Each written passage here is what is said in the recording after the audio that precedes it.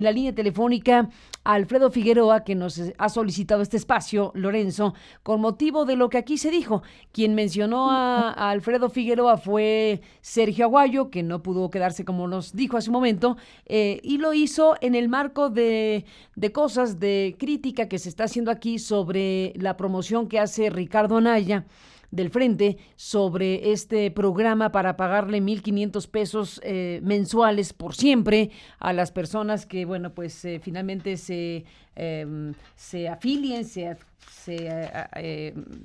reconozcan como parte de este ingreso básico universal y cómo tendrían que registrarse a través de un número telefónico y convertirse, entre otras cosas, en promotores de esta propuesta. Sergio Aguayo lo que decía es que le sorprendía a Alfredo Figueroa. Buenos días y bienvenido, gracias por estar aquí. Hola Carmen, buenos días y por tu conducta, saludos al auditorio. Buenos días. Bueno, Sergio Aguayo decía, Alfredo, que le sorprendía que personas como tú o como Álvarez y Casa, incluso creo que mencionó a Krill, que han sido personas que han dado batallas importantes por la democratización de México y demás cuestiones, estuvieran en esta campaña y eventualmente respaldando, apoyando o no deslindándose, según sea el caso, de esto que es un acto clientelar, acorde a lo que aquí se analizó hace un rato. Alfredo Figueroa, ¿qué dices tú como parte de la iniciativa ahora que se ha reunido, que se ha asociado a la campaña del Frente que impulsa la candidatura de Ricardo Anaya? ¿Qué dices tú de este IBU o esta manera de utilizar el IBU y lo que aquí se dijo esta mañana? Cuéntame. Mira, bueno, creo que hay que hacer varias aclaraciones al respecto. La primera, que quiero dejar absolutamente clara, es que uno no debiera, digamos, en principio, volver un programa lo mismo que una propaganda. Es decir, si debo de decir y debo señalar con toda claridad que el ingreso básico universal me parece una propuesta absolutamente loable, me parece un asunto de la mayor relevancia para el país y me parece una de las mejores propuestas que están puestas sobre la mesa, en el tapete, en relación a modificar un modelo económico que, como todos sabemos, ha dado unos resultados desastrosos en términos de desigualdad, ya lo decía Lorenzo ahora, citando algún trabajo de Esquivel en el país. Eso es lo primero que quiero dejar claro, porque igualar un programa, una política pública, como la que puede ser el ingreso básico universal, con propaganda clientelar, no es la misma cosa. Lo segundo es reprobar, por supuesto, este tipo de propaganda que me parece no solo eso, me parece falta de ética y me parece efectivamente clientelar. Lo he hecho ya adentro de la coalición, he solicitado que haga una investigación, se informe por qué se ha tomado esta determinación. Ahora, parece ignorarse, o se quiere ignorar, no sé si por parte de Sergio, que esta propaganda la legalizó el Tribunal Electoral, Carmen, y la legalizó Con en las el Estado de tarjetas. México, Uh-huh. porque se puede, efectivamente, yo comparto la idea de que no es una propaganda deseable en el país, pero lo que no se puede ignorar, mucho menos por alguien que ha estado estudiando los organismos electorales, es que este tipo de propaganda, el tribunal no solo la legalizó, sino que impidió que el propio Instituto Nacional Electoral, el propio INE, hiciese, digamos, acuerdos para que este tipo de prácticas no se presentaran más en el país. Entonces, ahí me parece que hay una cosa que revisar, el tema de la legalidad y de la formalidad de una propaganda que, reitero, rechazo y repruebo, es un asunto a revisarse por parte de ese tribunal, y entiendo, por las primeras explicaciones que me han dado, que ese ha sido, digamos, la racionalidad que ha estado detrás de esta determinación, primera parte. Y en otro tema, yo, bueno, decirle a Sergio, al que quiero además, y debo decirlo, he sido un compañero de mucho tiempo, de muchos años, y respeto, por supuesto, que tampoco tengo problema en que demos una explicación o un debate político y público sobre lo que significa una y otra cosa. Yo tampoco entiendo que haya en el análisis de Sergio tantos silencios respecto del tema, de un conjunto de temas vinculados a la campaña de López Obrador. Temas tales como, por ejemplo, los bots que se publicaron apenas la semana pasada en el portal Aristegui u otro conjunto de prácticas. Oye, por cierto, ahí déjame hacerle paréntesis, ya que hacemos paréntesis, Alfredo Figueroa, sobre el tema de la información, del estudio de Laszlo Barabasi, este experto en la materia. Bueno, los bots sí están en como seguidores de Andrés Manuel López Obrador, pero están en los 4 candidatos a la presidencia. Claro, por supuesto. Y también hay una conclusión ahí muy clara respecto de lo que ocurre cuando limpias la conversación. Es decir, a ver, lo que no se puede, digamos, o sea, lo que yo digo con toda claridad, y tampoco tengo problema, ya lo reitero, de platicar o discutir o dialogar con Sergio públicamente, es un asunto vinculado a él no entiende por qué. Entonces, como nosotros estamos en este proyecto, bueno, yo lo respondo muy rápidamente, porque me parece que en este proyecto hay un compromiso clarísimo con perseguir la impunidad en México. Un compromiso explícito, claro, que la contraparte, la otra opción política que hay en la boleta, que es el caso de López Obrador, ha decidido perdonar. Bueno, se lo digo muy claro, se lo digo en público y se lo digo muy claro y lo podemos dialogar y debatir. Esas son los contrastes y las diferencias. Uno puede optar y tener ese debate, pero lo que no puede, me parece que es demasiado ramplón, tratar de identificar esta práctica que ya digo repruebo con un conjunto de eventos sucedidos en una campaña a lo largo de varios meses, con lo que está en juego en el propio proceso electoral que viviremos el próximo domingo, Carmen. Son muchos más los elementos, me parece, que tendríamos que poner en juego y valorar, tanto en términos de las decisiones políticas que uno libremente toma, como en términos de las decisiones analíticas que el propio Sergio pueda o no tomar.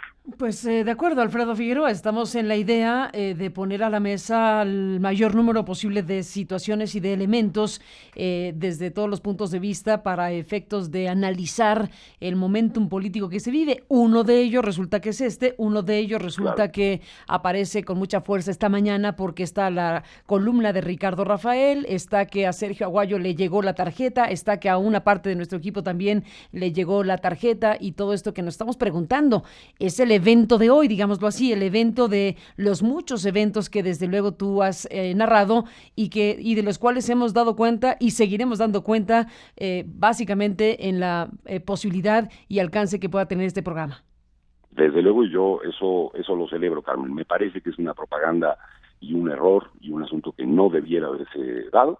Lo digo muy claramente, he pedido ya una explicación a este respecto, la seguiré pidiendo y además espero que se hagan las investigaciones que tengan que hacerse en relación al particular, pero no dejo de decir una cosa que ha estado puesta a la mesa, que es el tema de no olvidemos que hay un tribunal electoral del Poder Judicial de la Federación que decidió abiertamente legalizar este tipo de propaganda. Lo decidió en la elección del Estado. Un escándalo, Alfredo, tú lo sabes. Un escándalo. Un escándalo, no porque lo haya resuelto el tribunal, estoy de acuerdo. Un escándalo, lo que pasó en el Estado de México, pues.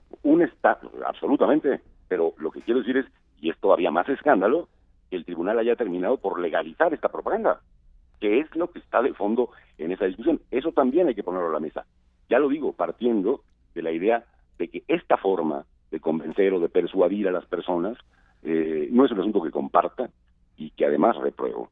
Pero este otro aspecto hay que ponerlo claramente aquí sobre la mesa y debatirlo. Ahora, debatir, y yo celebro, Carmen, este y cualquier otro de los temas que estén puestos a la mesa.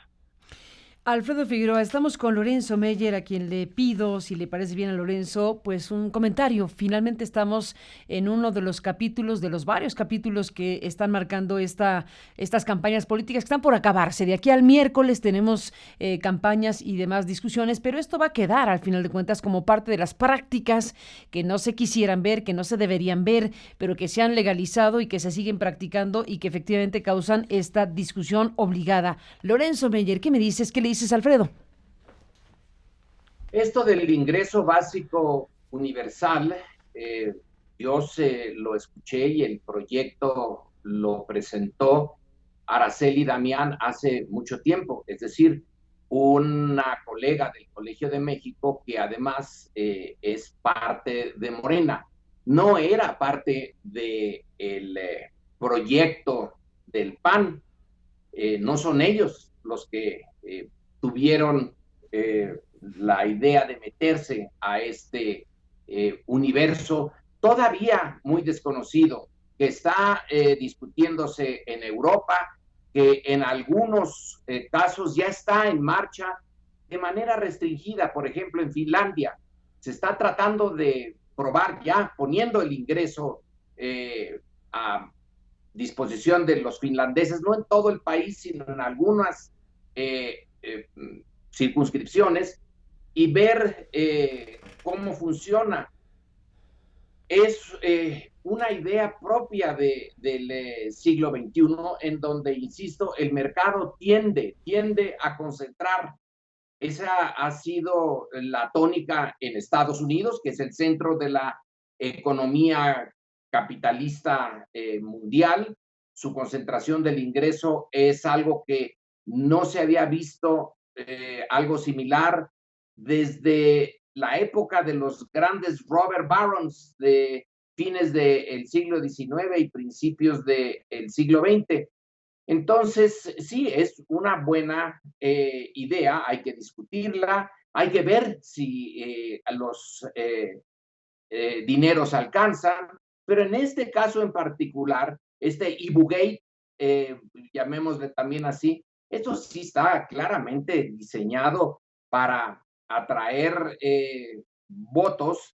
Y sí, tiene razón Alfredo, ya estas autoridades electorales en las que yo no tengo ninguna confianza y no tienen a mis ojos y supongo que a la de otros mexicanos ninguna legitimidad, sobre todo el tribunal, dijeron que sí. Bueno, pues para eso los pusieron los partidos, para eso tienen su grupo, el PRI, dentro del INE y dentro del tribunal, para que le hagan este tipo de trabajo. Pero que no había en el PAN insisto, una tradición de que ellos estaban en este mundo para esta brega de eternidades, para transformar la cultura política de México y no para que la cultura política dominante de México los transformara a ellos. Creo que los transformó y que en esta elección, bueno, y en las pasadas recientes también, ya no hay mucha diferencia. Ahora ni siquiera de personalidades, porque entre Midi y Anaya, bueno, vienen de la misma clase social, vienen del mismo tipo de entorno, de gente a las que les ha ido muy bien con el statu quo, pero que tienen que decir que lo quieren cambiar porque pues están hablándole a esa mayoría que en su vida cotidiana no se meten con ella. No es su forma de vivir. En este sentido, hay una diferencia con Andrés Manuel, que desde que se pasó sus años metido ahí en la Chontalpa y tratando de hacer algo por esa comunidad de los indios chontales hasta la fecha, sí es distinto a los otros, porque ha vivido de manera más cercana ese México que no ha tenido la suerte de provenir de los círculos que, insisto, ya en el trabajo del Colegio de México se ve que en estos círculos en los que nació Mid y en los que nació Anaya, recordemos que Mid tiene entre sus parientes banqueros en San Luis Potosí desde fines del siglo XIX y principios del XX. Yo de la familia de Anaya no sé mucho, pero viendo su cercanía con el jefe Diego y viniendo de Querétaro, pues no me extrañaría, pero no lo sé. En cualquier caso, el punto ahora está en que se usó esto de una manera muy obvia y que no estaba en los orígenes del PAN, pero que ahora está metido allí en la médula del panismo de ahora. Pues ahí está Alfredo Figueroa, lo que dice Lorenzo Meyer de este tema que, bueno, ha detonado esta conversación, ha detonado esta participación tuya en este espacio con motivo de lo que se dijo sobre tu persona. Tú has dicho, bueno, me deslindo, no estoy de acuerdo, y has dicho también que lo has planteado así al interior de la campaña. ¿Te han respondido algo de regreso? ¿Hay alguien que se haga responsable en la campaña de Ricardo Anaya de la distribución, de la estrategia, de la instrumentación? Porque no es una hojita cualquiera, es una tarjeta, completa, es todo un aparato que se ha echado a andar. ¿Alguien se hace responsable dentro de la campaña de Anaya de esto, Alfredo Figueroa? Se debe hacer responsable, pero además aquí hay una cosa que hay que distinguir, Carmen, y también me parece que es un asunto que vale la pena aclarar con Lorenzo. Primero, es muy claro que esto no se debe identificar exclusivamente con el PAN, perdóname, esta es una coalición. Es tanto como si decir que Morena es solamente Morena, no, perdón, también ahí está el PES y está el PT y esas coaliciones tienen que hacerse responsables del tipo de propaganda que aquí se está presentando. Esa propaganda, por cierto, viene sellada hasta donde yo he podido advertir, por más de un partido político, es decir, vienen 3 partidos políticos estableciéndolo. Sí hay viene, parte de las propias dirigencias de los partidos tienen que dar respuesta a una petición de aclarar una circunstancia como esta, aún yo sabiendo, y también lo digo claramente, que el tribunal legalizó este tipo de propaganda. A pesar de eso, de todas maneras, he expresado mi diferencia clara con este tipo de planteamientos, con este tipo de propaganda, y así lo quiero dejar dicho, porque me parece que es un asunto que vale la pena aclarar. 2, una cosa muy, muy breve. Yo tampoco tengo confianza en las autoridades electorales de este país, particularmente por cómo han procedido a lo largo del tiempo.